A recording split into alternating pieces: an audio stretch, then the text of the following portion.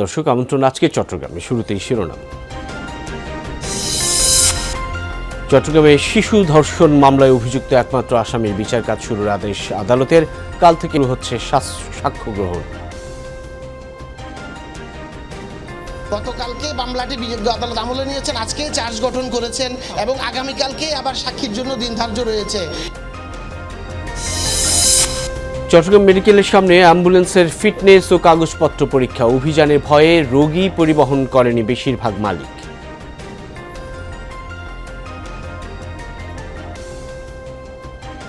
কালকে প্রশাসনিকভাবে সেটা অর্ডার ছিল যে তোমরা যে গাড়িগুলি এখানে নিয়ে আসবা ফিট থাকবে ওই গাড়িগুলিকে আমরা দিব, সেটাতে আমরা একমত পোষণ করছি। অ্যাম্বুলেন্স হতে গেলে যে প্যারামিটারগুলো থাকা দরকার আমরা তার প্রত্যেকটা প্যারামিটার আমরা চেক করে নিচ্ছি যে এগুলো আসলে অ্যাম্বুলেন্স হিসেবে পরিগণিত কিনা। চট্টগ্রাম বিশ্ববিদ্যালয়ে চালু হলো ওশান স্যাটেলাইট গ্রাউন্ড স্টেশন। সমুদ্র গবেষণার পাশাপাশি সহজেই মিলবে ঘূর্ণিঝড় জলোচ্ছ্বাসের তথ্য, বললেন ভূমি প্রতিমন্ত্রী।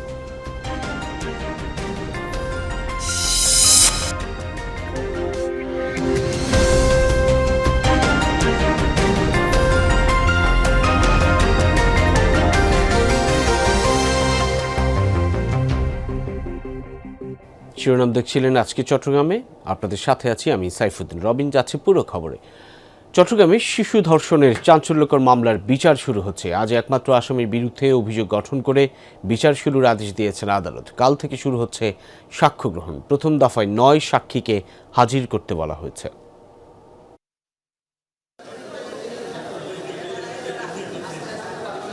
সকালে কড়া নিরাপত্তার মধ্য দিয়ে চট্টগ্রামের শিশু সহিংসতা দমন ট্রাইব্যুনালে হাজির করা হয় 3.5 বছরের শিশু ধর্ষণ মামলার একমাত্র আসামি মনির হোসেনকে। আগের দিন অভিযোগপত্র গ্রহণ করেন আদালত। মঙ্গলবার অভিযোগ গঠনের শুনানির শুরুতে আসামি পক্ষের কোনো আইনজীবী উপস্থিত না থাকায় 1 ঘণ্টার জন্য কার্যক্রম মুলতবি ঘোষণা করেন আদালত। পরবর্তীতে রাষ্ট্রের পক্ষ থেকে আসামির জন্য আইনজীবী নিয়োগের নির্দেশ দেন আদালত। উভয় পক্ষের শুনানি শেষে আসামির বিরুদ্ধে অভিযোগ গঠনের আদেশ দেন বিচারক। এর মধ্য দিয়ে শুরু হলো চাঞ্চল্যকর এই মামলার বিচার কার্যক্রম। গতকালকে মামলাটি বিজ্ঞ আদালত আমলে নিয়েছেন, আজকে চার্জ গঠন করেছেন এবং আগামীকালকে আবার সাক্ষীর জন্য দিন ধার্য রয়েছে। এটাই সমাজের জন্য একটি কঠোর বার্তা যাবে, যারা এই ধরনের মন মানসিকতা নিয়ে থাকে তারা যাতে ভবিষ্যতে এই ধরনের কাজকর্ম থেকে নিরুৎসাহী হয়। এই জন্যই আমরা খুব দ্রুততম সময়ের মধ্যেই মামলাটি বিজ্ঞ আদালত এবং রাষ্ট্রপক্ষ আমরা চাচ্ছি পরিচালনা করার জন্য। শুনানি চলাকালে আসামি পক্ষের আইনজীবী তদন্ত প্রতিবেদন ও উপস্থাপিত তথ্য প্রমাণ নিয়ে প্রশ্ন তুলে আসামিকে অব্যাহতি দেওয়ার আবেদন জানান। তবে আদালত তা নামঞ্জুর করে। দ্রুত বিচার কার্যক্রম এগিয়ে নিতে 22 জন সাক্ষীর মধ্যে প্রথম দফায় আগামীকাল বুধবার 9 জনকে আদালতে হাজির করার নির্দেশ দেন। আসামিকে 265 সিবিধান মতে তাকে অব্যাহতি অর্থাৎ ডিসচার্জ, আমরা যাকে বলি ডিসচার্জ যে প্রেয়ার করেছিল আদালত এটা নামঞ্জুর করো তো আগামীকাল অর্থাৎ 1 থেকে 9 নম্বর সাক্ষীর প্রতি সমন দেওয়া হয়েছে। গত 21 মে চট্টগ্রামের বাকলিয়া চেয়ারম্যান ঘাটায় 3.5 বছর বয়সী শিশুকে ধর্ষণের অভিযোগে ডেকোরেটর কর্মচারী মনিরকে আটকে রাখে ক্ষুব্ধ জনতা। হেফাজতে নিতে গেলে পুলিশের সাথেও ব্যাপক সংঘর্ষ হয়। 22 মে আদালতে স্বীকারোক্তিমূলক জবানবন্দি দেন গ্রেফতার মনির। মাত্র 2 সপ্তাহের মধ্যেই তদন্ত শেষ করে অভিযোগপত্র জমা দেয় পুলিশ। জুবাইর রিফাত, যমুনা নিউজ, চট্টগ্রাম।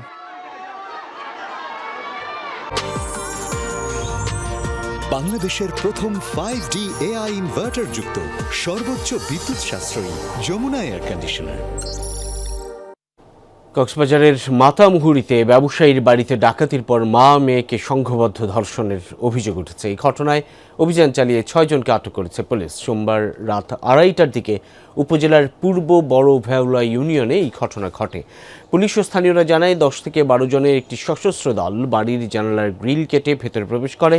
বাড়িতে সে সময় কোনো পুরুষ না থাকায় মা ও তার 10ম শ্রেণীতে পড়ুয়া মেয়েকে ধর্ষণ করে নগদ অর্থ ও স্বর্ণালংকার সহ মূল্যবান মালামাল নিয়ে পালিয়ে যায় দুর্বৃত্তরা। খবর পেয়ে গুরুতর আহত মা ও মেয়েকে উদ্ধার করে প্রথমে চকরিয়া উপজেলা স্বাস্থ্য কমপ্লেক্সে নেয় স্বজনরা। অবস্থার অবনতি হলে দুজনকেই কক্সবাজার সদর হাসপাতালে স্থানান্তর করা হয়। স্বজনরা জানায় অতিরিক্ত রক্তক্ষরণের কারণে ভুক্তভোগী স্কুল ছাত্রীকে আইসিইউতে রাখা হয়েছে। এদিকে অভিযোগ পেয়ে এ পর্যন্ত সন্দেহভাজন 6 জনকে আটক করেছে পুলিশ। এর মধ্যে 4 জন ঘটনার সাথে সরাসরি জড়িত থাকার প্রমাণ মিলেছে। পুলিশ জানায় প্রাথমিকভাবে এই ঘটনায় 10 জন জড়িত থাকার তথ্য পাওয়া গেছে। সকলকে গ্রেপ্তারে বিশেষ অভিযান পরিচালিত হচ্ছে বলেও জানিয়েছেন অতিরিক্ত পুলিশ সুপার। আরও জানবে এই বিষয়ে সহকর্মী এহসান আল কুতুবী যোগ দিচ্ছেন। এহসান, আটককৃতরা জড়িত কিনা সে বিষয়ে কি জানা গেল? এই ঘটনায় মামলা হয়েছে কিনা? ধর্ষণের শিকার নারী ও তার কন্যার শারীরিক অবস্থা আসলে এখন কেমন?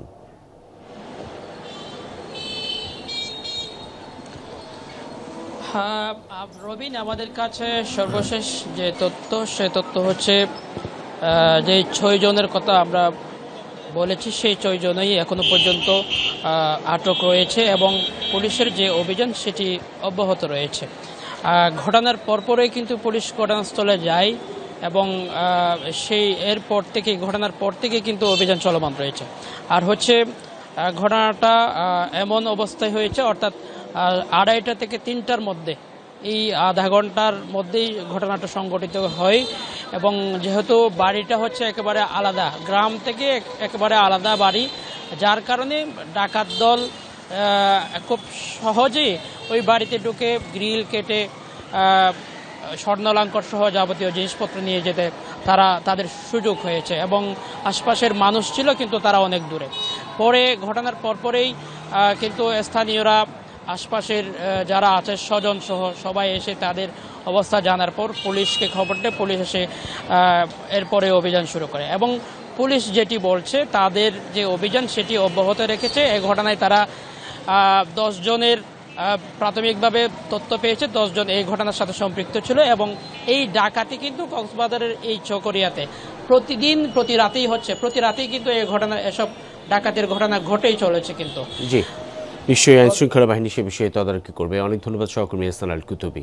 মরদেহ ও রোগী পরিবহনকারী অ্যাম্বুলেন্স ঘিরে ঘটনার শেষ নেই চট্টগ্রামে। হাতাহাতি ও ভাড়া বৃদ্ধির পর আজ এসব অ্যাম্বুলেন্সের ফিটনেস ও কাগজপত্র পরীক্ষা করে বিআরটিএ। তবে এখানেও কারসাজি করেন চালক মালিকরা। পরীক্ষা এড়াতে বেশিরভাগ অ্যাম্বুলেন্স তারা আনেননি।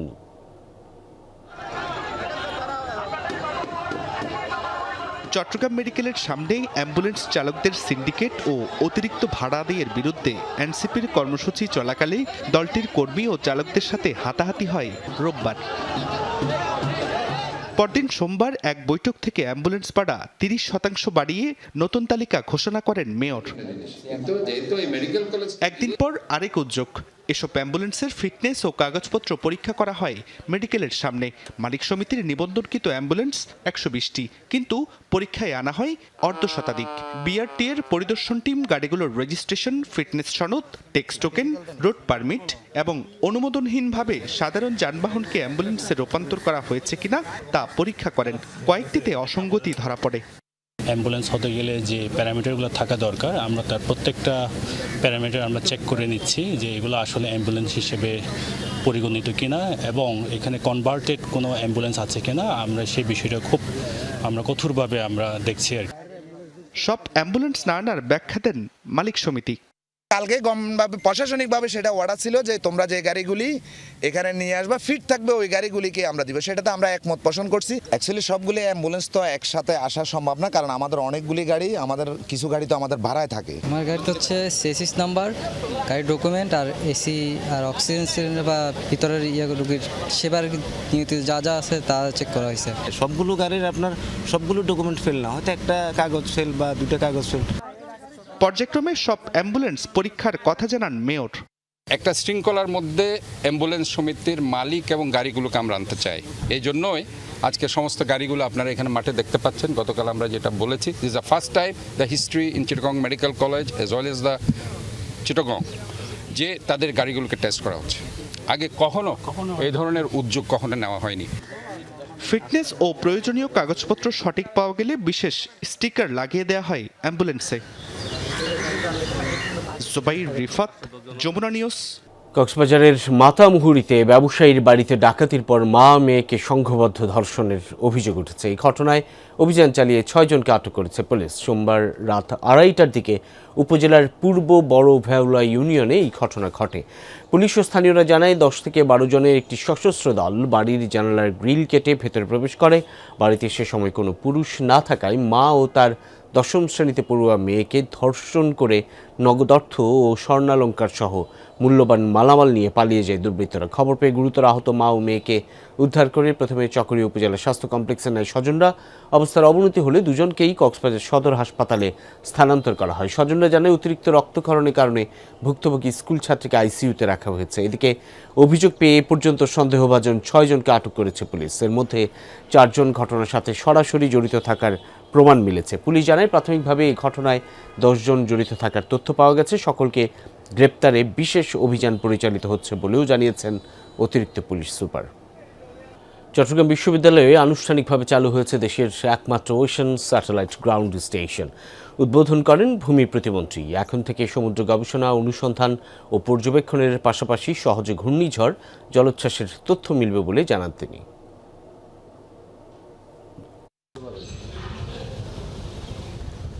দক্ষিণ এশিয়ার বদ্বীপ রাষ্ট্র বাংলাদেশের 1,18,813 বর্গ কিলোমিটার সমুদ্রসীমা শুধু বিস্তীর্ণ জলরাশি নয়, অর্থনীতিরও এক সম্ভাবনাময় ক্ষেত্র। সেই সমুদ্রসীমার উপর আরও কার্যকর গবেষণা, অনুসন্ধান ও পর্যবেক্ষণের লক্ষ্যেই চট্টগ্রাম বিশ্ববিদ্যালয়ে স্থাপিত হয়েছে এই অত্যাধুনিক ocean satellite ground station. Marine science অনুষদে এই স্টেশনটি উদ্বোধন করেন ভূমি ও পার্বত্য চট্টগ্রাম বিষয়ক প্রতিমন্ত্রী ব্যারিস্টার মীর মোহাম্মদ হেলাল উদ্দিন। সরকারের বিভিন্ন দপ্তর এখান থেকে প্রয়োজনীয় তথ্য সংগ্রহ করবে বলে জানান তিনি। অবশ্যই আমরা একটা কাটিং এজ টেকনোলজিতে আমরা ইন্ট্রোডিউস হয়েছি, যেখানে আমরা এটা অ্যাভেল করতে পারবো এই সার্ভিসটা। এছাড়াও বিভিন্ন ধরনের তথ্যপাত্র যেগুলো আগে আমাদের থেকে শুধু নিয়ে যেত, এখন আমরা আবার গ্রহণ করার একটা সুযোগ এসেছে। এই গ্রাউন্ড স্টেশন 11টি স্যাটেলাইটের সঙ্গে সংযুক্ত হয়ে তথ্য সংগ্রহ, সমুদ্রের তাপমাত্রা, ঘূর্ণিঝড়, জলোচ্ছ্বাস, মৎস্য সম্পদের অবস্থান, উপকূলীয় জলবায়ু পরিবর্তনের প্রভাবসহ মিলবে বিভিন্ন গুরুত্বপূর্ণ তথ্য। সরকারি অথবা বেসরকারি কিংবা প্রাইভেট অর্গানাইজেশন আছে, তারা সেগুলো ব্যবহার করে জাতীয় এবং আন্তর্জাতিক পর্যায়ে অথবা তাদের নিজস্ব বিজনেস কিংবা তাদের যেসব অবজেক্টিভ আছে সেগুলো তারা সাকসেসফুলি করতে পারবে। ইতিমধ্যে 7টি স্যাটেলাইটের সঙ্গে সংযোগ স্থাপন হয়েছে। আগে যুক্তরাষ্ট্র ও ভারতের সহায়তায় ঘূর্ণিঝড় বা জলোচ্ছ্বাসের তথ্য পেতে যেখানে দীর্ঘ সময় লাগত, এখন সেই তথ্য পাওয়া যাবে মাত্র 15 থেকে 20 মিনিটে। চট্টগ্রাম বিশ্ববিদ্যালয় নয়তোতা বাংলাদেশের সমস্ত বিশ্ববিদ্যালয়ের ছাত্রছাত্রী এবং যারা এই রিলেটেড গবেষণা করে তারা অনেক বেশি উপকৃত হবে। তারা এখন রিয়েল টাইম ডাটা পাবে। চীনের ইনস্টিটিউট অফ ওশানোগ্রাফির সহায়তায় এই স্টেশন নির্মাণে খরচ হয়েছে প্রায় 70 কোটি টাকা। সুবাইত ইবনে শাহাদাত, যমুনা নিউজ, চট্টগ্রাম। বান্দরবানের নাইক্ষ্যংছড়ি উপজেলার ঘুমধুম সীমান্তে স্থলমাইন বিস্ফোরণে এক রোহিঙ্গা শ্রমিক নিহত হয়েছেন। সকালে রেজু আমতলী সীমান্ত এলাকায় ঘটনা ঘটে। নিহত আব্দুল খালেক কক্সবাজারের উখিয়ার কুতুপালং ক্যাম্প 1-এর বাসিন্দা। পুলিশ ও স্থানীয়রা জানায় সীমান্ত পিলার 40-এর পশ্চিমে বাংলাদেশের অভ্যন্তরে শাহ আলমের বাগানে শ্রমিক হিসেবে কাজ করছিলেন আব্দুল খালেক। এই সময় হঠাৎ একটি স্থলমাইনে বিস্ফোরণ ঘটে। বিস্ফোরণে তার বাম পা বিচ্ছিন্ন হয়ে যায় এবং ডান পায়ে গুরুতর আঘাত লাগে। পরে সহকর্মীরা তাকে উদ্ধার করে উখিয়ার কুতুপালং MSF হাসপাতালে নিয়ে যান। সেখানে চিকিৎসাধীন অবস্থায় মারা যান আব্দুল খালেক। এর আগে গত 24 মে বাংলাদেশ মিয়ানমার সীমান্তের শূন্যরেখায় স্থলমাইন বিস্ফোরণে 3 বাংলাদেশি নিহত হন। সাম্প্রতিক সময়ে সীমান্ত এলাকায় একাধিকবার বিস্ফোরণের ঘটনায় স্থানীয়দের মাঝে উদ্বেগ বেড়েছে। প্রতিদিনই দীর্ঘ থেকে দীর্ঘতর হচ্ছে হাম ও উপসর্গের মৃত্যুর সারি। নতুন রোগী শনাক্তের সংখ্যাও কমছে না। হাম পরিস্থিতির খবরাখবর জানবো। চট্টগ্রাম থেকে যুক্ত হচ্ছেন সহকর্মী শহীদুল সুমন। সুমন, একটু জানাবেন, হামের প্রকোপ, মৃত্যু কমছে না, কি বলছেন আসলে চিকিৎসকরা? কোনো আশার বাণী শোনাতে পারছেন কিনা আসলে?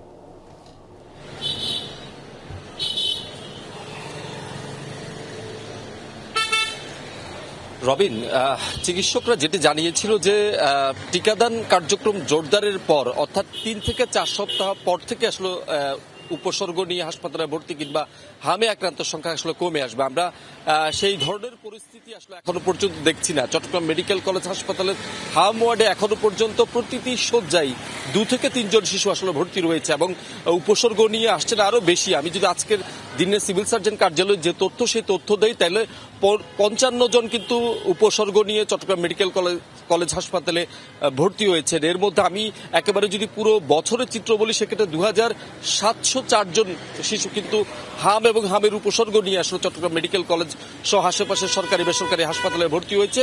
এবং এই পরিসংখ্যান সরকারিভাবে হলেও এই পরিস্থিতি আরো বেশি। আমরা যেটি মনে করছি, ঘরে ঘরে হয়তো হামের রোগী রয়েছে, অনেকে ভয় কিংবা সংকোচের কারণে হাসপাতালে নিয়ে আসছে না, কিংবা কেউ দারিদ্রতার কারণে নিয়ে আসছে না। নানা পরিস্থিতি আমরা মনে করছি এমন, এবং বিশেষজ্ঞরাও সেটি মনে করছেন। তবে যেটি দুঃখের বিষয় সেটি হচ্ছে যে 3 জন নিশ্চিত হামে মৃত্যুবরণ করেছেন, এবং উপসর্গ নিয়ে এখন পর্যন্ত চট্টগ্রামে 10 জন শিশু আসলে মৃত্যুবরণ করেছে। এবং প্রতিদিন কিন্তু আসলে শত শত রোগী চট্টগ্রাম মেডিকেল কলেজ সহ আশেপাশের যেসব সরকারি বেসরকারি হাসপাতাল রয়েছে সেখানে উপসর্গ নিয়ে ভর্তি হচ্ছে। এবং চট্টগ্রাম মেডিকেল কলেজে যেহেতু হাম ওয়ার্ড রয়েছে, সেক্ষেত্রে সেখানে যেমন অতিরিক্ত শিশু রোগীর চাপ, তেমনি কিন্তু অন্যান্য যেসব শিশু স্বাস্থ্য বিভাগ রয়েছে সেখানেও কিন্তু আমরা অতিরিক্ত শিশুর চাপ দেখছি। অনেক ধন্যবাদ সহকর্মী শহীদুল সুমন। সীমান্তে মর্যাদা ও শ্রমবাজারে অধিকার নিশ্চিত করার দাবি জানিয়ে চট্টগ্রামে সংবাদ সম্মেলন করেছে জাতীয় নাগরিক পার্টি এনসিপি। দুপুরে চট্টগ্রাম প্রেস ক্লাবে সংবাদ সম্মেলনে এনসিপির কেন্দ্রীয় যুগ্ম সদস্য সচিব শাগুফতা বশির মিশমা বলেন, দেশে কর্মরত বিদেশি নাগরিকদের যাচাই, অবৈধ কর্মসংস্থান এবং ওয়ার্ক পারমিটবিহীন বিদেশিদের বিষয়টি গুরুত্ব দেওয়া জরুরি। পাশাপাশি বাংলাদেশিদের কর্মসংস্থানে অগ্রাধিকার নিশ্চিত করা, আদায় বৃদ্ধি, অর্থ পাচার প্রতিরোধ ও অর্থনৈতিক স্বার্থ সংরক্ষণের দাবি জানান তিনি। এ সময় জাতীয় কর্মসংস্থান সুরক্ষা আইন প্রণয়নের আহ্বান জানান এনসিপি নেতারা। মধু মাসে চট্টগ্রামে এখন মৌসুমি ফলের সমারোহ। রসালো ফলের মম ও গন্ধে মাতোয়ারা বন্দর নগরী। বিদেশ থেকে আমদানি করা ফলের দাম চড়া বলে ক্রেতাদের কাছে দেশীয় ফলের চাহিদাই বেশি। বিভিন্ন অঞ্চল থেকে ট্রাকে ট্রাকে ঢুকছে ফলমূল, পাইকারি ও খুচরায় বেচাকেনাও জমজমাট। কুমিল্লা, চাঁদপুর, কোম্পানিগঞ্জ সহ বিভিন্ন স্থান থেকে প্রতিদিন তাল আসছে চট্টগ্রামে। বন্দরনগরী স্টেশন রোড যেন তালের রাজ্য। এখান থেকে পাইকাররা কিনে বিভিন্ন স্থানে নিয়ে বিক্রি করেন। সিজন ভালোই কাটছে, আল্লাহ দিলে ভালোই, ব্যবসা ভালোই হয়েছে। খেয়ে যাচ্ছি, আমরা এখন নিয়ে যাব বাসার জন্য।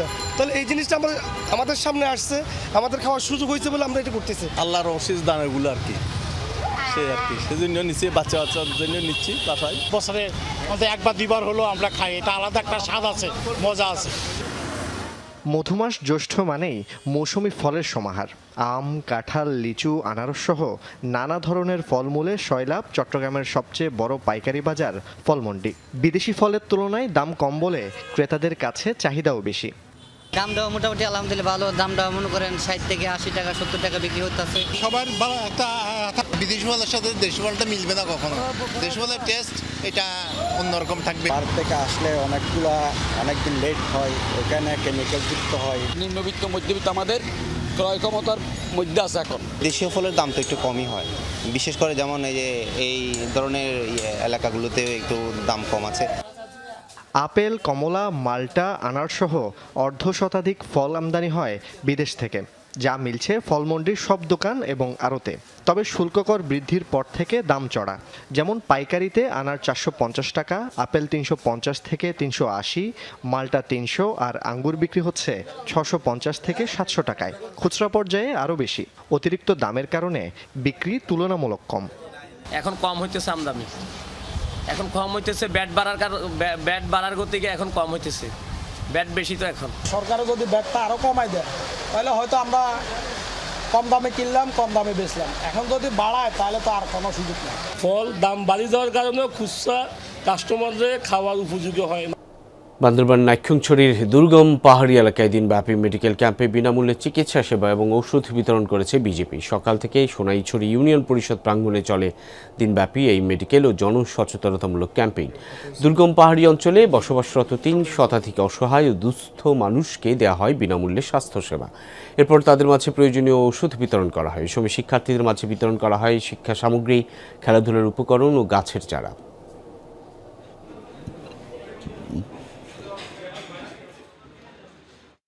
কেন্দ্রীয় যুবদলের 151 সদস্যের পূর্ণাঙ্গ নির্বাহী কমিটি ঘোষণা করায় আনন্দ মিছিল ও সমাবেশ হয়েছে চট্টগ্রামে। নগরী ওয়াসা মোড় থেকে বেরিয়ে বিছিটি জিইসি মোড় প্রদক্ষিণ করে বিপ্লব উদ্যানে গিয়ে শেষ হয়। এরপর অনুষ্ঠিত সমাবেশে যুবদল নেতারা বলেন, নতুন কমিটির নেতৃত্বে দেশজুড়ে সাংগঠনিক কার্যক্রম চাঙ্গা হবে। সরকারের বিরুদ্ধে ষড়যন্ত্র রুখে দিতে ঐক্যবদ্ধ থাকার আহ্বান জানান তারা। এ সময় মহানগর ছাত্রদলের সহসভাপতি সাখাওয়াত হোসেন, শাহিন হায়াত, আনোয়ার হোসেন সহ অন্যরা উপস্থিত ছিলেন। কাবাডি ও ভলিবল দিয়ে ক্রীড়া উৎসব শুরু হয়েছে চট্টগ্রাম জেলা স্টেডিয়ামে। উৎসবের উদ্বোধন করেন Chittagong city mayor doctor Shahadat Hossain. 41 ওয়ার্ডে 41টি খেলার মাঠ গড়ে তোলার ঘোষণা দেন তিনি। এ সময় সংস্থার কাউন্সিলর ও বিএনপি নেতা আবুল হাসান বক্কর সহ ক্রীড়াবিদরা উপস্থিত ছিলেন। 24শে গণঅভ্যুত্থান ক্রীড়া উৎসব নামে এই আয়োজনে ক্রিকেটে 12টি, ফুটবলে 10টি, ভলিবলে 12টি, কাবাডিতে 16টি, হ্যান্ডবলে 8টি এবং ব্যাডমিন্টনে 16টি দল অংশ নিচ্ছে।